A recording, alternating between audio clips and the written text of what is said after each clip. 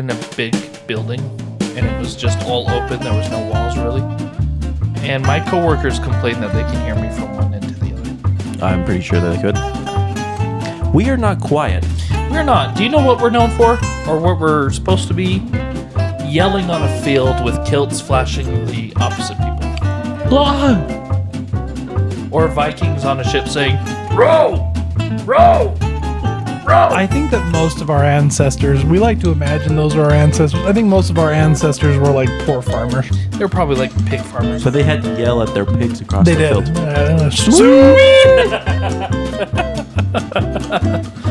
Oh. That reminds me of Modern Family. I do have to say, though, our McBride line were all military folk. We did have a lot of military folk on the McBride side. Until he was a deserter in 1812. Was he really a deserter? He was. Oh, great. And then our ancestor was born right after that. I mean, we did try to take... Just kidding. He was already alive. We did try to take Canada, so, you know. Oh, wait, was he a deserter on which side? He was American. Oh. He ran away to Ohio. And became a farmer. Why Ohio? Or is that a blacksmith? Is this where the blacksmiths begin? Blacksmith. Oh, I see. Yeah. Well, He was wasn't he a captain too? I can tell you that. No, he was a corporal. Oh, well then. I can tell you the rest of the story, but Tell me and me, cousin. it's kind of it's kind of one of those things that's like, I'm glad our family exists because there was some deep crap. You know. I mean, the fact that when I look at it, it's amazing to me that people lived long enough to get to a point where we, one, had fingers and toes. Danny had just, And then that, you know. that's true. Sorry, I had a bit of a freak out because there was a blanket behind me that was touching my hair wrong. Oh, Danny's OCD came up. Yeah. Or is it ADHD? Oh, all of the above. Or was it just overstimulating? I was overstimulated. I see. And since I'm lounging on the couch like some kind of 14th century sultan, then, Grape? oh, I want to be fed grapes. Guys, I just came across an article. Oh, wait. Hold the article. Welcome to the Twaddling Along Podcast. This is your host, Dan McBride, here with what sometimes feels like myself only. But then there's this other guy. His name's Josh. Dude, I talk all the freaking That's true. time. You do too. I interrupt you so much. It's fantastic. And Jake with the news article. I don't like to talk as much. And now I don't want to read the news article anymore. Oh, I'm sorry. No, Rate. This is brought to you by Visual Capitalist. Oh. The world's most livable regions in 2026. Okay. Utah. No. No. We've got a big lake that's drying up and we're all going to be poisoned by here soon. I thought this was going to be a list, but it's not really a list. They have a bunch of stuff. North America is actually ranked really high. Oh, well, good for us. I'm really surprised. And they rank our education at 100. I don't know. I don't think They rank our education above Asia. I don't know about that. I just found out that North Korea has a 100% literacy rate. Really? Yeah. Have you watched? They had a guy go in a little bit ago and he got permission to go around and go to the education system and stuff. There's reasons for it. Yep. Because they probably get beat if they don't. Yep. They have a very interesting education as well. Yeah, you know, I thought this was going to be more educational, and it's just statistics, and I hate that. Well, in more news, it's bloody hot outside. Amen to that. We've broken records, I think, every day here in Utah with how hot it's been. So all you listeners who are cold, screw you. Good heavens, Joshua. Josh, why you gotta be so... You're so aggressive sometimes. I am. This is where I get my aggression He's out. in a mood. You are in a mood today. I am in a mood. You are a mood. Ooh. Josh, new definition. Moody. Oh. I have a list of why people hate top 10 lists. Ooh, let's do it. Why people hate top 10 lists. Number 1, it's subjective. Number 2, it's expansive. Number 3, it's misleading. Number 4, it's often filled with lazy writing. Yeah. Number 5, it's limited. Wait, isn't limited the same as, or not the same, but completely opposite of expansive? Hence the list. Okay. Number 5. This list is limited. Number 5, it clutters up the internet. Number 4, they're unoriginal. Oh. Number 3, they're controversial for their own sake. I mean, I love seeing the news article that says top 10 reasons that so-and-so is wrong. Click here. Number 2, false information. See? And number 1, it supports stereotypes. It's true. Wrong. Wrong. Now for the joke of the podcast. Ready? I got a joke for you, Dan. Oh, excellent. It's a knock-knock joke. Okay, I'm ready. You start it. Knock, knock. Who's there? Me. Oh, That was an excellent joke. thanks. I had a good time. You're supposed to just sit there and be like, oh, but you said me, and now it's awkward. I have children. Oh, okay. Okay, you start now. Knock, knock. Who's there? Boo. Boo-hoo. Was that a scare or was that... I don't know how to feel about that one. I don't know how I feel about that one, too. It was a little scary. Hey, Speaking of scary. because Jake called me out last week, I need to do this. Oh, Let's reintroduce the Twaddling Along podcast for a moment. We are... Sorry. It'll be edited out. That was a big lip smack, I will admit that. and that's the Twaddling Along podcast for you. We are 3 brothers that often found ourselves in very strange and funny conversations. And we thought to ourselves, you know what? We're narcissistic enough to put it out there. So we decided to record ourselves. And we came up with the term twaddling along. Actually, Jake came up with it. We'll give you full credit, Jake. Hey, thank you. You are welcome.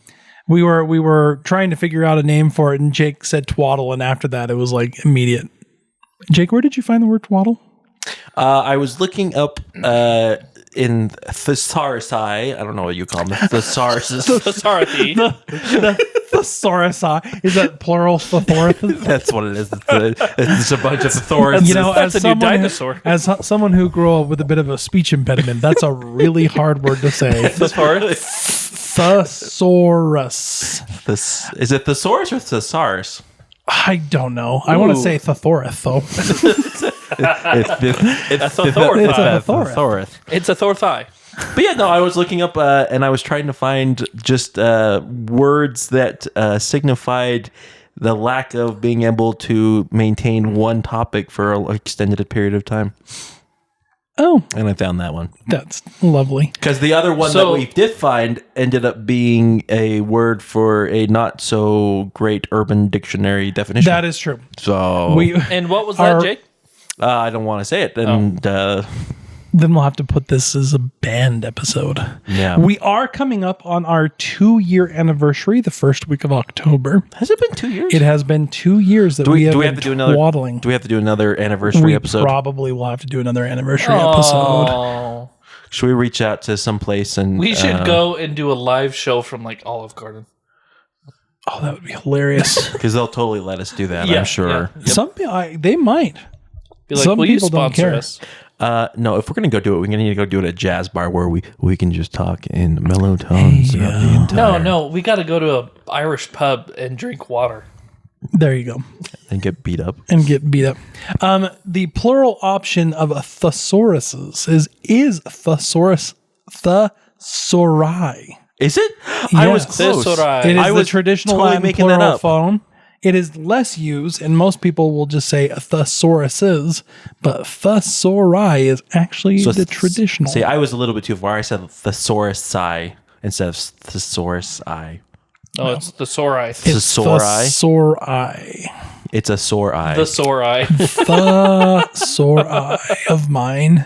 a sore eye. That's why I'm wearing glasses today instead of contacts. Because you have a sore eye. Allergies. It's them. So what you're saying about the twaddling is we could have just called it the ADHD podcast. We could have called it.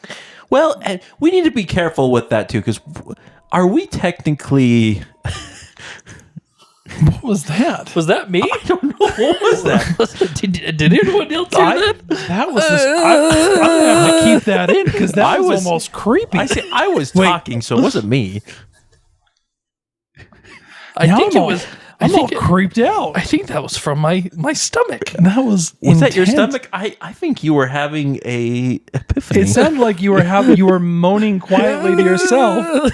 Like you can't even make it happen again. I can't. It was that was amazing. Sorry, we have to be careful about what, Jake? ADHDers. Because how many of us are actually a doctor's plan and said oh, you have ADHD? Only Josh. Okay. No, that's the one thing I haven't actually been diagnosed with.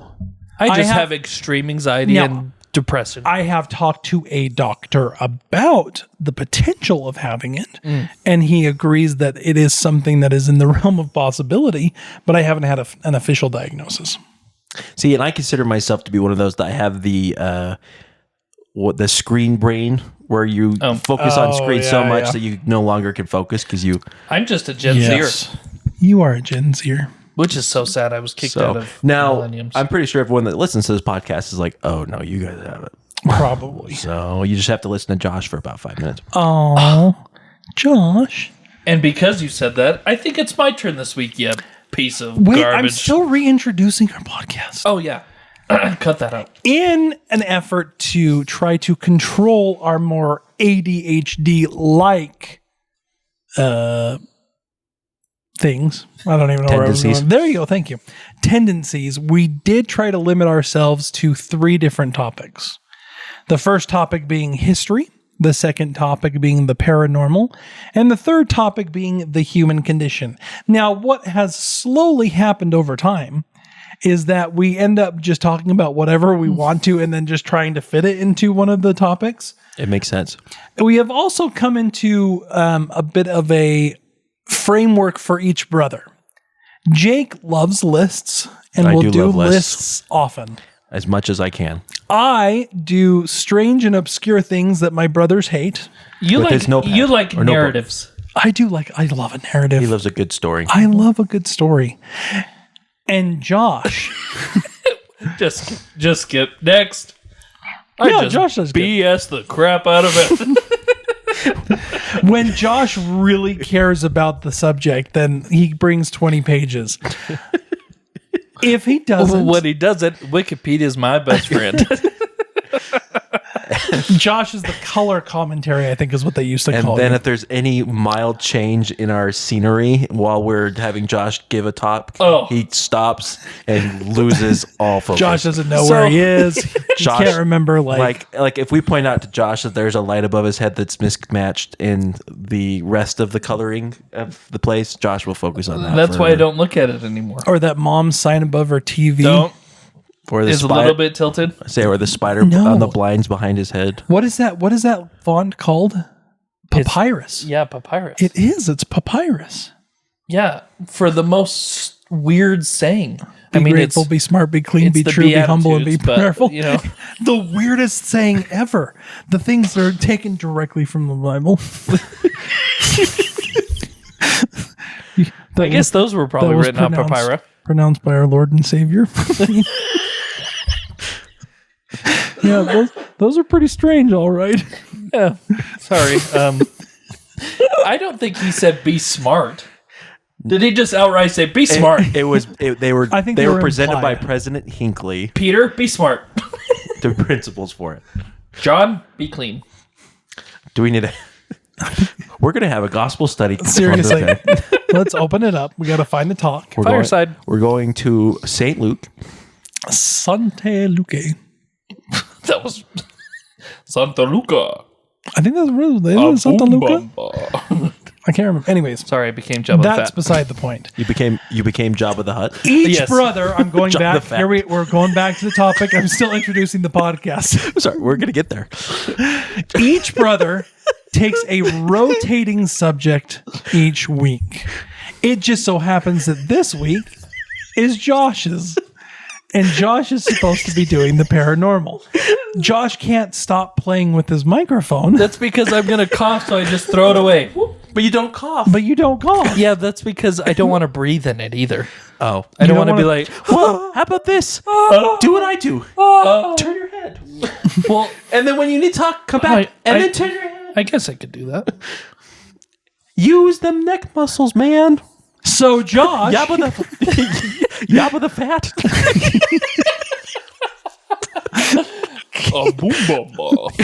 Ita muta solo. we have too high of voices to do a good job of the hot bell. We're more of what's that little creature that Jabba has? Oh, that little monkey thing? No. Oh, wait, no. A waka waka. Fozzie the bear. That's Fozzie the bear. Sorry, wrong film. We're like the Ewoks, probably. Oh, there you go. No, we're the little Jawas. Jawa, Jawa, Jawa. I don't think they say Jawa, Jawa, Jawa. Jawa, They Jawa, say, Jawa. They say itini. No, not itini. What did you see? It's getting worse and worse. That sounds like Mickey Mouse. Oh, bless us. My head hurts. So Josh has paranormal this week, and he's going to introduce the topic. I have paranormal this week, and it's my turn to do the topic. Thank you for the summarization. Thank you, Joshua. And now over to sports with Jake. Which is like his least hate favorite. sports. I was going to say, I think that's even worse than history. Did you guys see the football game? Nope. No. I didn't either. Oh. So, And now weather with Danny. it's raining. It's hot. That was Miss Piggy. That was Miss Piggy. That was a really good Miss Piggy. Oh my goodness. Anyway, we're gonna get sued. Speaking of suit, do you know who wore a suit? Josh, don't try to segue. Josh, the problem is if you're going to talk about who I think you're going to talk about, I don't think there's. I don't think he did wear a suit. So we're gonna pause right there, put a pin in that little comment there, and we'll leave it till later. Everybody, I love history. And guess what? We're gonna talk about that For history. paranormal. For paranormal. Okay? Everyone with me? Everyone, clap your hands if you're with me. So wait, I work so hard on my history, so I don't have to worry about history. And then on the week that we don't have history, we have to go back to history. Yes, we're talking about real life monsters. Ooh. Gentlemen. Real life monsters. Monsters are out there, and we're going to talk about them. All right. Okay? Should we jump right in? No. No, because that will leave me too much time. I don't know. We have wasted plenty of time. Well, no one's listening now, so Oh, is it really that time right now? Yes. Oh, I need to go home. Judas Priest. Okay. I'm kidding. Go. So, we are going to talk about real life monsters, as I said. And there's a lot of monsters out there that you're like, no, they don't exist. It's just make believe. You're wrong. And I'm going to explain why. That was a great introduction. I'm in denial. So first and foremost, because I don't know how to transition to this, Can you don't, do you? don't know how to treasure? first and foremost, Dracula. Dracula. Oh, Dracula. Do you guys know Dracula? Oh my I gosh! I think I do. just broke my thing. you did. Sorry. Jake, you just broke your thing. I apologize. Give me 1 second. And for those who know what a thing is, now he just has. You literally now just broke it. He's literally Michael Jackson holding half the mic up. No, Freddie Mercury. Freddie Mercury did that.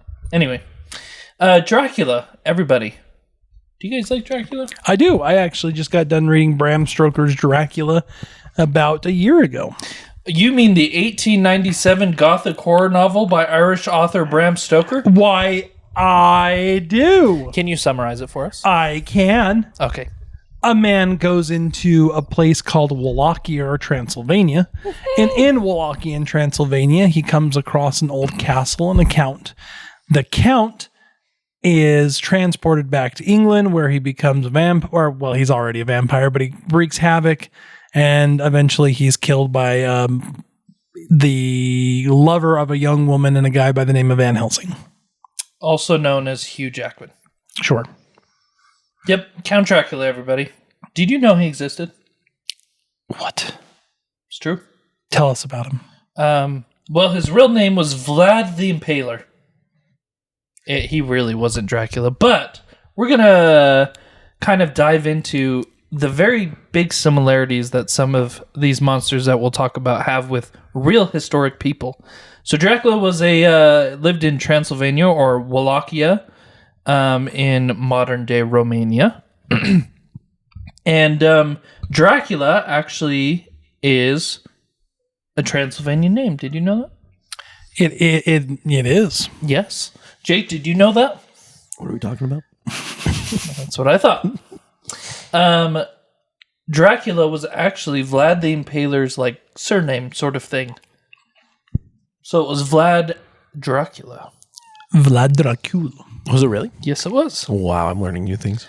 Yep, he was the Prince of Wallachia and lived in Castle Transylvania. Mm-hmm. So the castle actually was called Castle Transylvania? I don't know. It was a castle in Transylvania. Joshua, for heck's sake, I almost said a bad word. Can you focus on telling me the truth? Because I don't know these things. Well, I don't know the truth either. I just write things down. Oh, okay. Danny? Vlad II was a really important person in the Ottoman Empire, in the fight against the Ottoman Empire. In the early 14 and 1500s, the Ottoman Empire was pretty much marching across Europe, and there was some big kind of concerns that the Muslim world and the Christian world would be coming to war. And at the forefront of that was the Vlad family. So Vlad II, who was actually Vlad Dracula's father, was inducted into what was called the Order of the Dragon. And all that really meant was it was like this hyper-Christian organization, this hyper church-approved organization that was wholly against the Muslims. And Dracula literally means dragon, or also the devil, which is kind of ironic because it was a Christian organization. Yeah. But Vlad III, who was the Vlad the Impaler, Vlad Dracula, he called himself Dracula, which actually means the son of the dragon. What's ironic is Vlad III was actually like imprisoned by the Ottoman Empire. He was a political occasions. He was a political hostage, and he was a political hostage to try to control his father.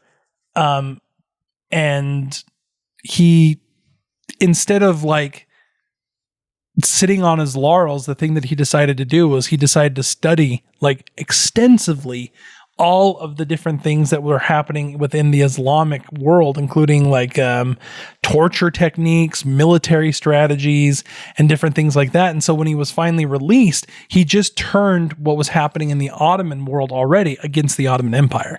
And it scared the Ottomans to death. Yeah, so much so it halted their advance into Europe. So the Ottomans stopped advancing into Europe because of Vlad the Impaler, and for good reason. Legend has it that he took his prisoners of war or enemies of his little nation and impaled them and lined them up in front of the armies of the enemy, which would have been absolutely terrifying. Just a bunch of impaled bodies on wooden stakes. Well, and the way he impaled them was not the most great way to be impaled. No. Not that there's a good way to be impaled. No. But yeah. Shall we talk about how he did that? Go ahead. A sharpened wooden stake was driven up A rear end. the rear end, and it would exit out of the shoulder or the neck. It actually avoided all the vital organs, so the victim remained alive through the days. Now, the reason why this was so horribly effective is not even just the sight of people impaled. It was that literally it looked like the undead were moving because people were still alive and moving. It was so terrifying that Sultan Mehmed, who was the conqueror of Constantinople, so he's the reason that Istanbul is Constantinople. Yeah. Istanbul's Constantinople, and I'm going to get copyrighted for that song. Anyways, he was quite literally like just destroying Europe. He met this forest and saw 20,000 Turkish prisoners impaled. So the story goes. And in seeing that, his men were so frightened that they screamed to Allah to save them and ran for their lives, dropping their weapons. I would too. Yeah. Because other legends state that he used other forms of torture, such as maiming, blinding, strangulation, roasting, burning, scalping, skinning, boiling alive, or allowing wild animals to attack the victim. Also, according to some sources, so this could actually be real, Vlad then had his enemies eat the flesh of their fellow comrades. Yeah, it was actually, so ironically enough, it was one of the very first things that was printed on a printing press. So Vlad Dracula was, he was captured later in life by a Hungarian king, and the Hungarian king wanted to kind of do a political move and try to get people against him and try to take over Wallachia. And the way that he did that is he actually printed a pamphlet entitled The Unvarnished History of Void Dracula, where there was a woodcut illustrated like picture of Vlad eating bread dipped in the blood of his victims. Hence where the idea that he could have been a vampire kind of started, because he printed out these things. There was also other things that kind of tied him back to being a vampire. He possibly had hemolacria, which is when you cry blood. Your tears are mixed with blood, and so when he cried, it was if he was just bleeding from his eyes. Which is absolutely terrifying. Which would absolutely be terrifying. And they said that just because of his appearance and the different things that he was doing at the time, he looked gaunt. He was white, very pale, and was just kind of really scary individual. A lot of people feared him because of where he was and what he did. Now, we do have to say that old Dracula, as Bram Stoker actually wrote him, Dracula actually came way later in the writing. Yeah. The original character was actually not called Dracula. He was Count Vampire. And what had happened is Bram Stoker, he actually never visited Wallachia or Transylvania, but he was vacationing in a place and found a book. And in that book, he had read an account of Dracula and thought, hey, that's a cool name. I'm going to try to connect my character to this awful prince. So that's where Dracula kind of came from. Yeah, so even though the actual Count Dracula was probably never associated with Vlad the Impaler in the mind of Bram Stoker, the fact that there are similarities kind of is freaky, that this person could have any ties to Dracula or whatever. He had a pretty sweet mustache. He did have a pretty sweet mustache. Did. All right, moving on. The next monster-ish person we're going to talk about is Dr. Jekyll and Mr. Hyde. They first appeared in 1886 Gothic horror novella by Scottish author Robert Louis Stevenson. Danny, have you read this one? I have. Jake, have you read this one? What are we talking about? Okay. Danny, what was that one about? So, Dr. Jekyll and Mr. Hyde. It's actually a really interesting one because I reread it not too long ago, and I read it along with it was a history of Edinburgh in Scotland. Yeah. And the original intent of Dr. Jekyll and Mr. Hyde is kind of it's a little missed by some people. It really is about how the people in Victorian England would put on an outer face, but inside have like these pretty horrible demons and other things, and how all of society in England and Scotland at that time was fake. Like that's really what the book is about. So Dr. Jekyll and Mr. Hyde. Dr. Jekyll is a doctor who pretty much engineers a opposite personality. That was Mr. Hyde that would kill and would do awful things. And so that's what the book's about. Yep. So this Dr. Jekyll, great guy, well known, but then Mr. Hyde, even though from what I read, it said that it never said what his crimes were, except for that they were hideous among men. But he had two personas. He was good in the day, and then other times he wasn't really that good. And this all took place in England, Victoria, England, as Danny said. Mm-hmm. Now, here's what's crazy is there's a person who is very, very, very similar to Dr. Jekyll and Mr. Hyde by the name of William Brodie. William Brodie was a politician, cabinet maker, and deacon in the, I said just guild, but I know it's a specific guild. Great, recognized citizen who wasn't a good guy at nighttime. No. He kind of followed exactly what Danny was saying during times of a facade was placed up during the day and at night in order to fund his vices. He was a criminal. He burglared, he slept around, he did a lot of things that were very not good back in the day. So, now the similarities between the stories. Here's what's interesting is the author, Robert Louis Steven, his first writing was actually a script about William Brodie that was going to be turned into a play. And so that's why a lot of people believe that Dr. Jekyll and Mr. Hyde is actually just an exaggerated story of William Brodie. Well, and there's some people that believe he knew Brodie. Oh. So Robert Louis Stevenson grew up in Edinburgh too, and that's where Brodie was around. And Stevenson's father actually owned like furniture made by Brodie. And so there was thought that there was actually a little bit more connection. Now, Robert Louis Stevenson never actually came out and said anything about that. And the timetable doesn't necessarily work out all that good. But Deacon William Brodie, when we were in Edinburgh, we went on what's called a strange tour, which was really fun. And they actually pointed out some of his work and his nighttime activities. And it's pretty crazy. Yeah, he was not a good guy. Did you see the tavern sign, Danny? I did see the taverns. I have a picture of it. I love it. What is the tavern sign?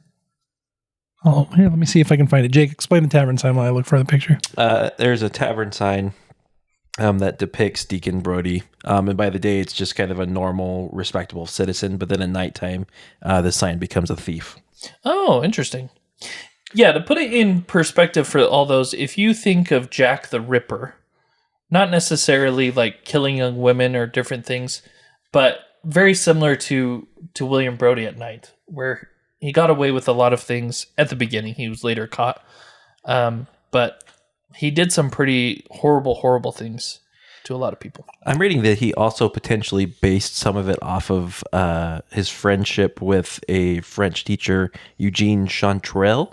Oh, really? Who was convicted and executed for the murder of his wife. So he lived an apparent normal life, but then he poisoned his wife. And during the trial, it seemed that the teacher couldn't believe what he did at nighttime in comparison to what he did during the day.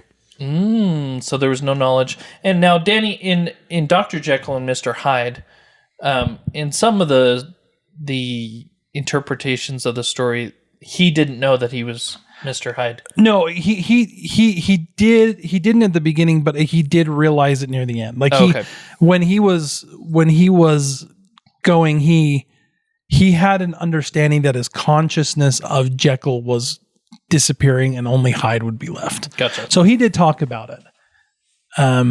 Interesting. But it's really good. For those who really want to get into it, part of the compendium that I wrote about was how Dr. Jekyll and Mr. Hyde might have influenced Sigmund Freud's thought on the ego and the id. Ooh. So that's fun. Should we talk a little bit more about Deacon's how Deacon actually went around Edinburgh, because I thought it was interesting. Yes. So William Brodie himself was he was a deacon of what was called the Wrights and Masons, which was actually it's like an Edinburgh town council. Like they had a bunch of different town councils, and that was one of them. And he had access to everybody's locks and security mechanisms because he would go around and actually install them for people. So he would install these great and grand glorious doors, and he would make imprints of the locks. Oh my gosh. So he would just have like a thing of sand in his pocket, and he would imprint it, and then he would go and just take lead and he would pour it in, and he would have a lock to get in. And so he would just go around and just steal just everything. And the reason he did it is because he had like, in the tour, they talked about like a bunch of different mistresses. The one I'm looking at says only 2, but from my understanding, the man liked his women. He had 5 illegitimate children.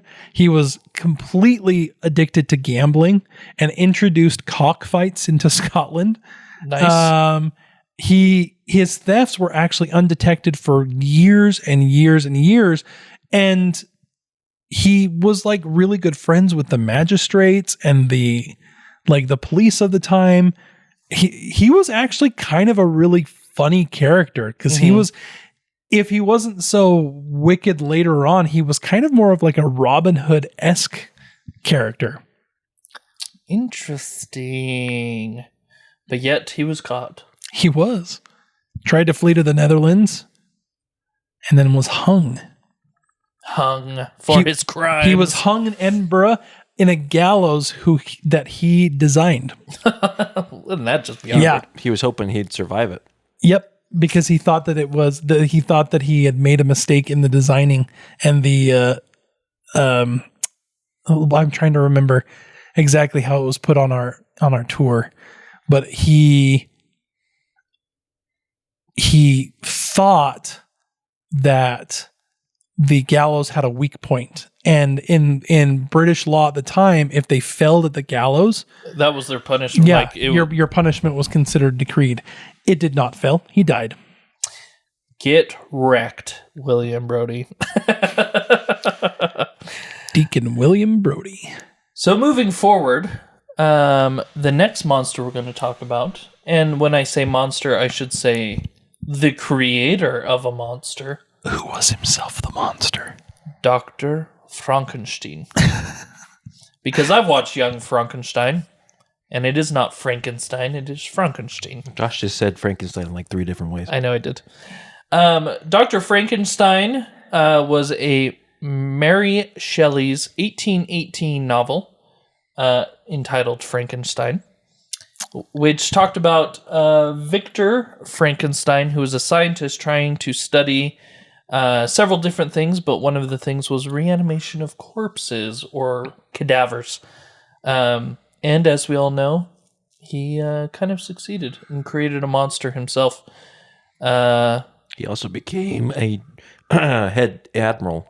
Head admiral. And destroyed a few planets with the Death Star. You're killing me, Josh. You haven't watched any of the old movies? No. The guy that plays Admiral Tarkin, the main admiral for Death Star. Oh, I haven't watched his old stuff. He was the guy that played Dr. Frankenstein. Oh, I didn't know that. I've just watched Young Frankenstein. And in that one...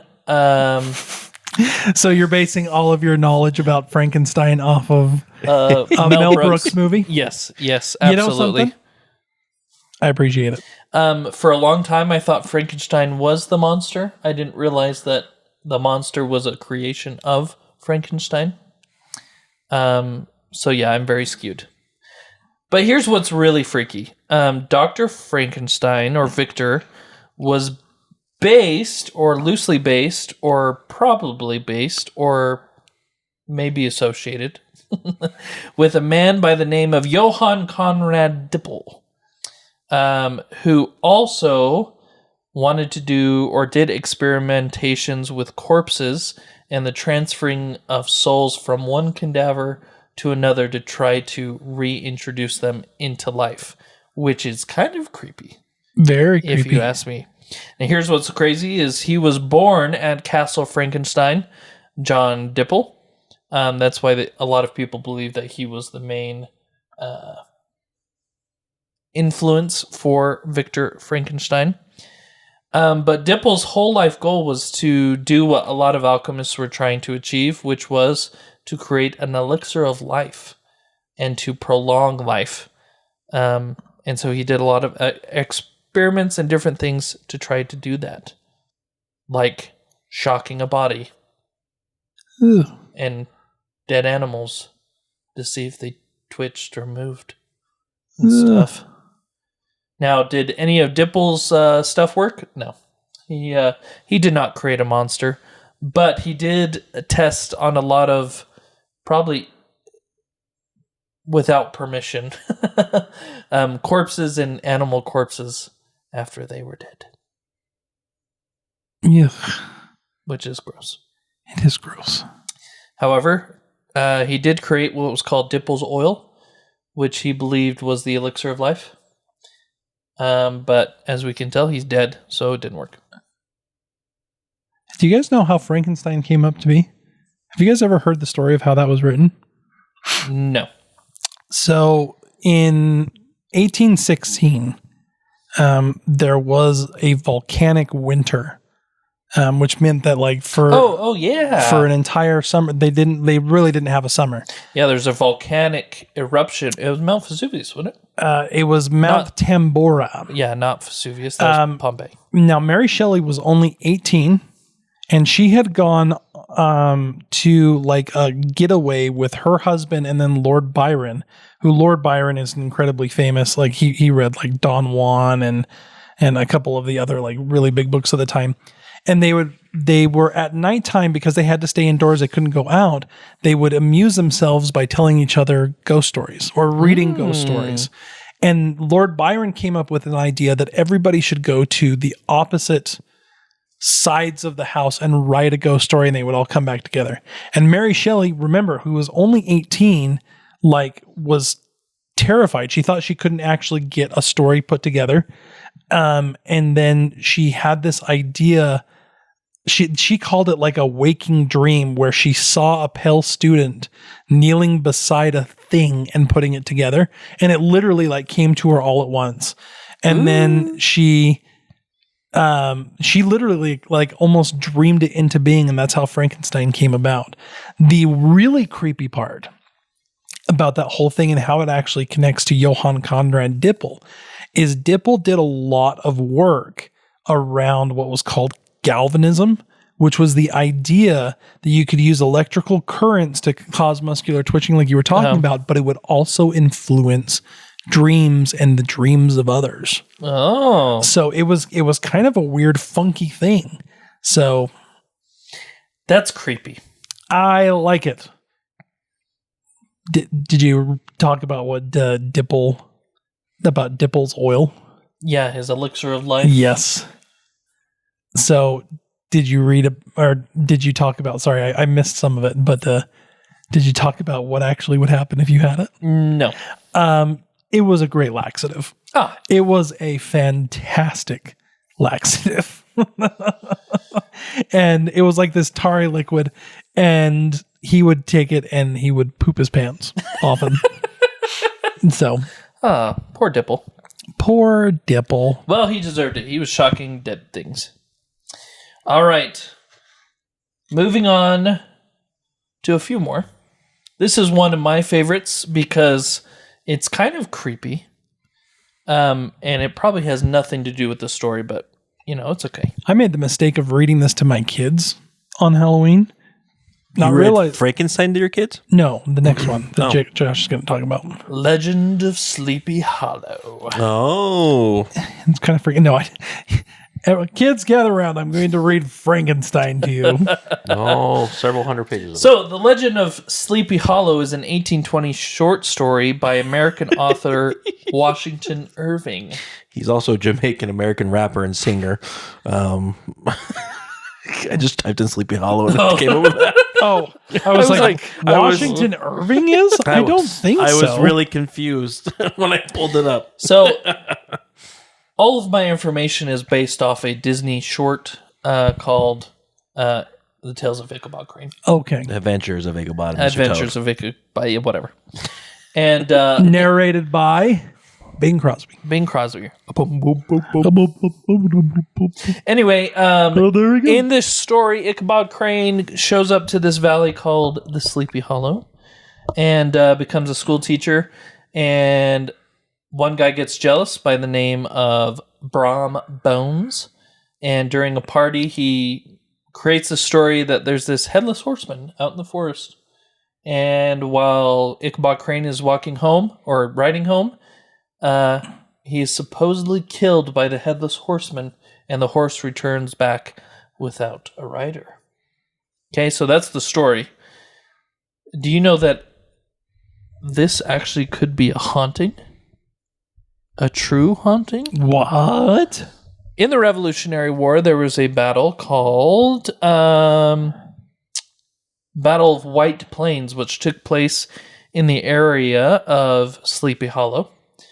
And there was a Hessian soldier, also a German mercenary for the British Army, who was decapitated by a cannon in this said battle.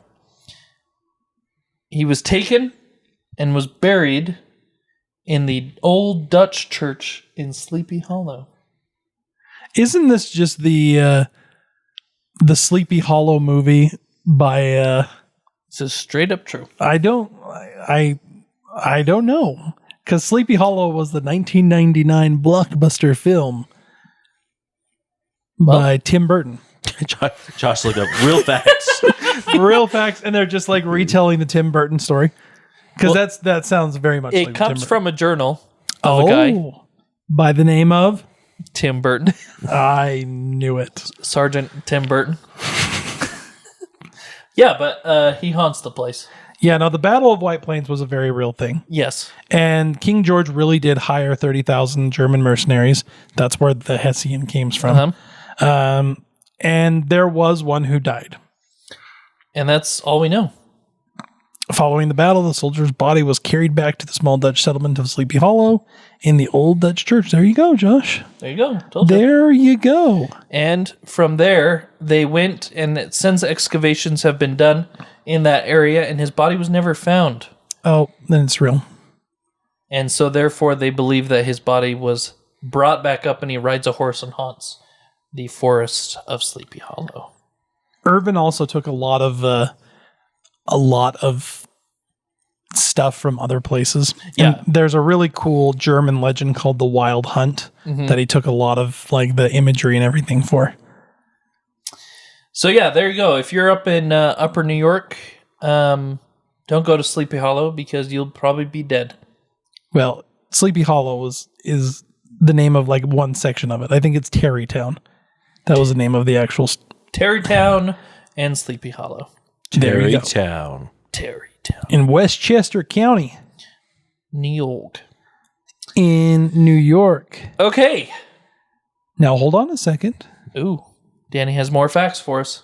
I do. Do you know where Tarrytown is? No idea. Have you ever heard of a little place called Palmyra? Just briefly. Boom, boom. Why? Wait, why did you start singing Elvira? Rhymes. Elvira. Oom bop, mow mow. It is next to Palmyra, New York. It is not too far away from Palmyra to New York, and actually, Wouldn't have been around at the same time. kind of. So Palmyra is actually up closer to like the Canadian border, and Tarrytown is actually closer to like the New York City.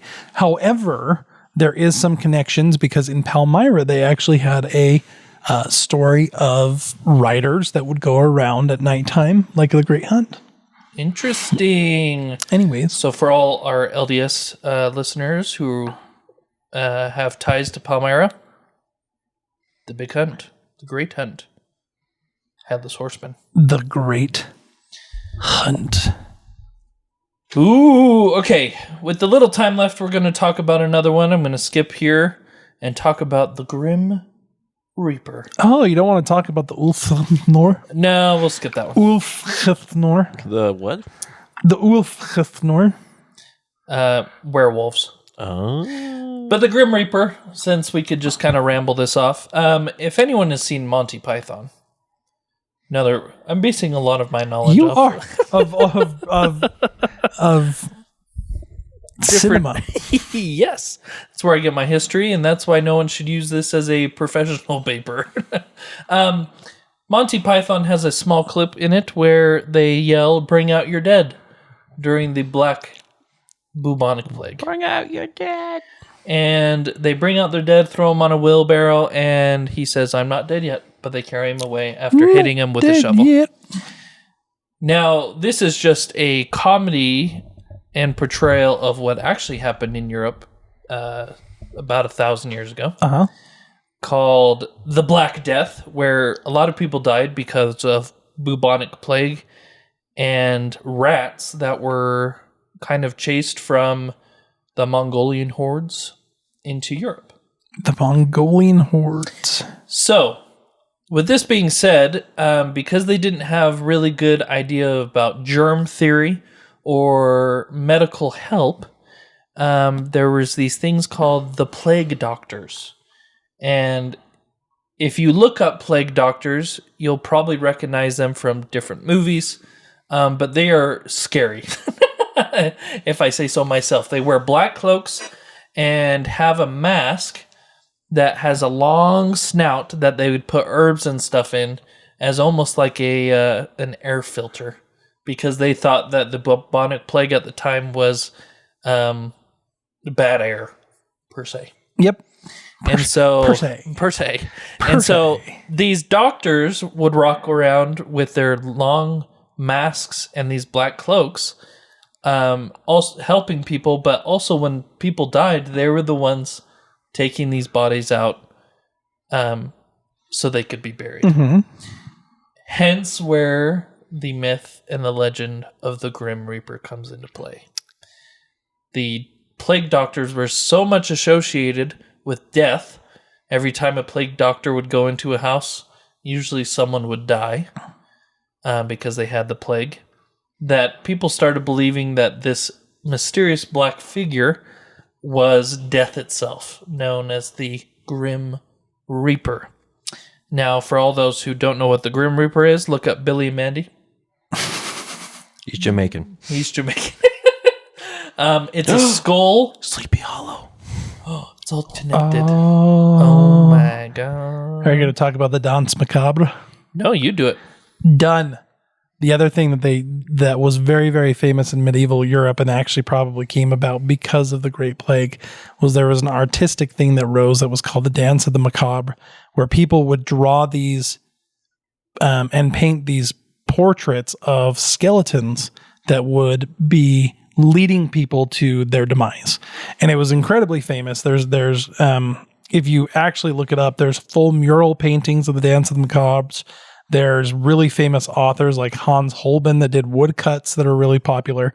And one of the things that started to emerge with the Dance of the Macabres, because the skeletons were mostly of like poor classes, is they would have some that would be holding scythes. Yep. Because that was one of the tools of the time. And so you have these photos and these woodcuts that are showing up in like even Bibles and everything, where you would have these skeletons that would be leading people to their demise holding a scythe. Now, they didn't mean it to be one singular person. It was supposed to be more of like, it's a general idea. Yeah. And it was just popular, but yeah. So much so, there's actually a statue of death personified as a skeletal Grim Reaper dressed in a shroud and clutching a scythe at the Cathedral of Trier. Also called the Church of St. Peter and St. Paul. And that's in Germany. And let's see how old. Oh, maybe I'm thinking the one I've got is from Lithuania. Didn't we do a paranormal all on the Grim Reaper? I think we did. I think I did. Or Was that me? personifications. I don't know. We've been doing this for a long time. Yeah. We 2 might years? But that cathedral was done in 1270, even before the Black Plague. So I just threw my entire argument out the window. Well, the cloak. No. The cloak comes from the Black Plague. Cloak and things, which, like I said, looking at these plague doctors, They were terrifying. They were pretty looking. creepy. So when we were in Edinburgh in Scotland, we went to one of the they have like a street that they have preserved. That's like an ancient street, and it's literally underneath the Edinburgh.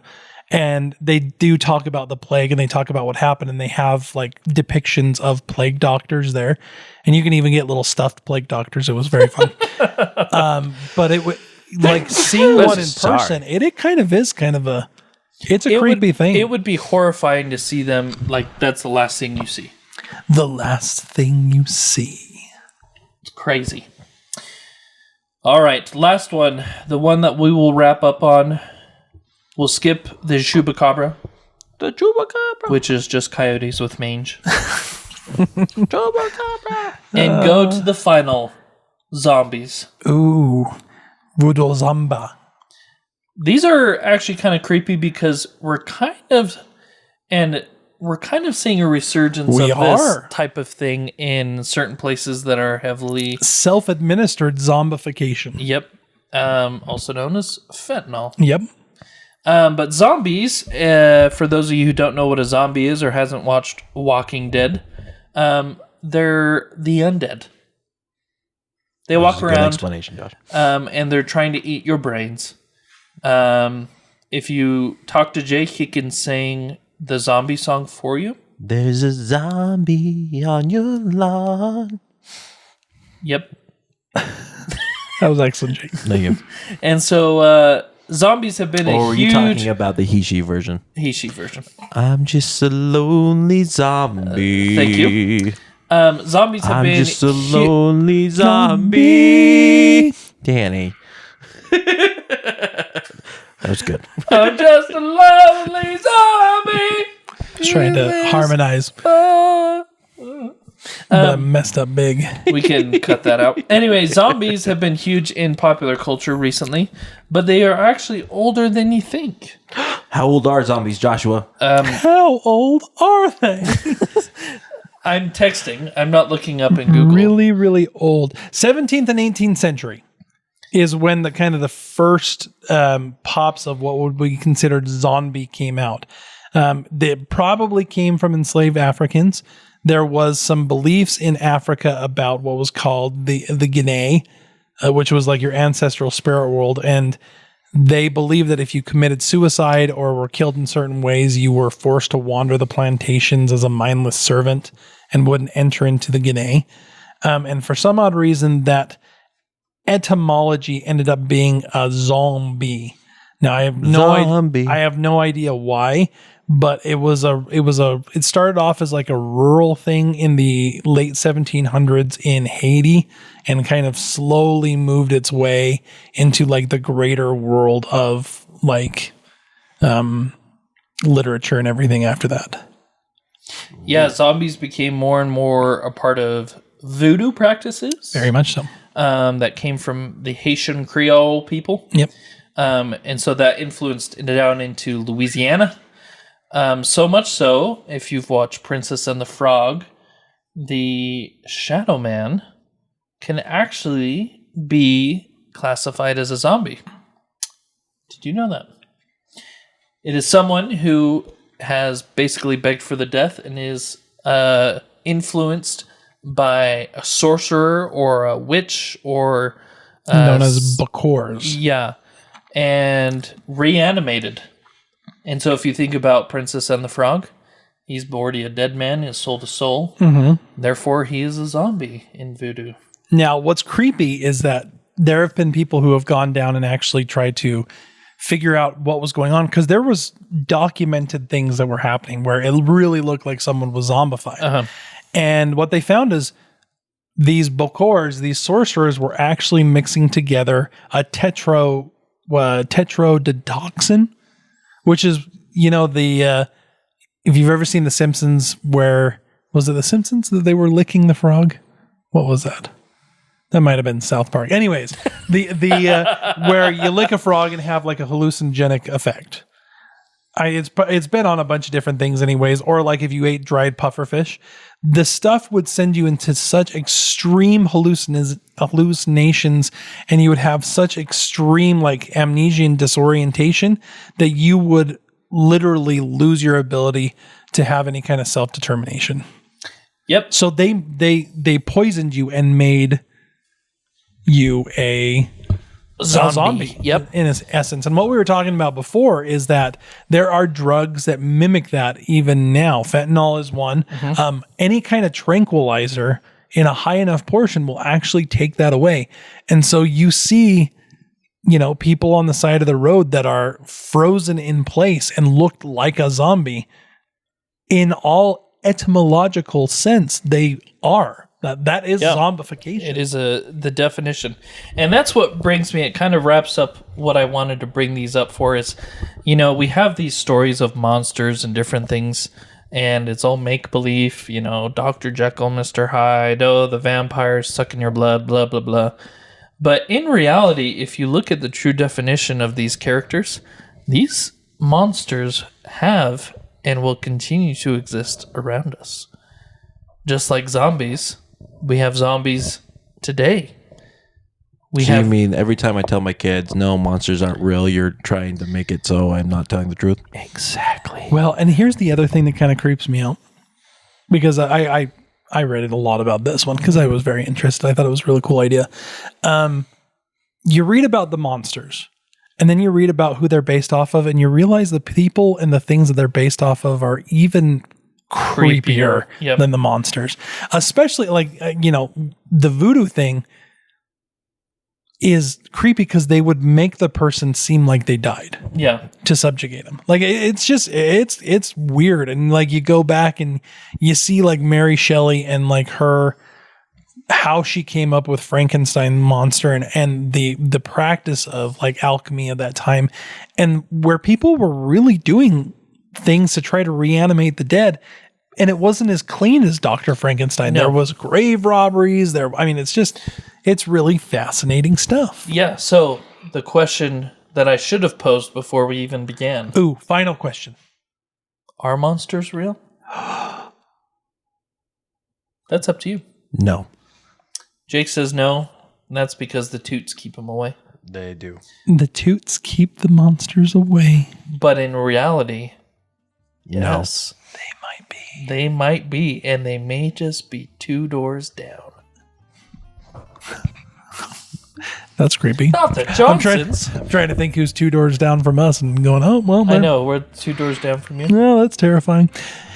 Thank you so much, Josh, and thank you all for listening to the Twaddling Along podcast. As always, we really appreciate the listenerhood. Is that a word? Listenerhood. We'll go is it like the brother or sisterhood? I have the listenerhood. The listenerhood. If you wouldn't mind, find us on wherever you're listening to us now and subscribe. That helps us in the long run.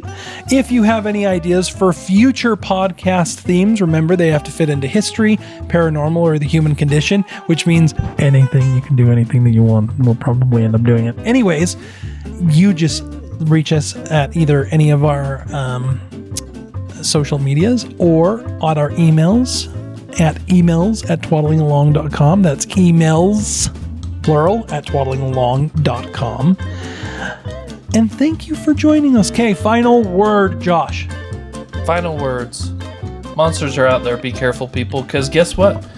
There could be books written now that in 200 years or so we thought were normal. Could be the monsters of next year. Oh, Jake. This podcast. This is the monster. People are going to listen to this podcast. We have influenced something. It's crazy. I like the idea when you listen to these stories. You go, do you know what? Don't go outside. It's literally, I don't know how you guys have not come to this conclusion yourself after 2 years of talking to us. Just don't go outside. Except Jake. Yes.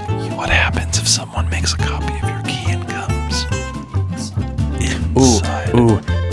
Then you act like a cannibal. Oh, there you go. They come inside and you go, I've been waiting for my lunch. And then you see what happens. Final words from me. I want everybody to picture Jake coming to eat you. Yes.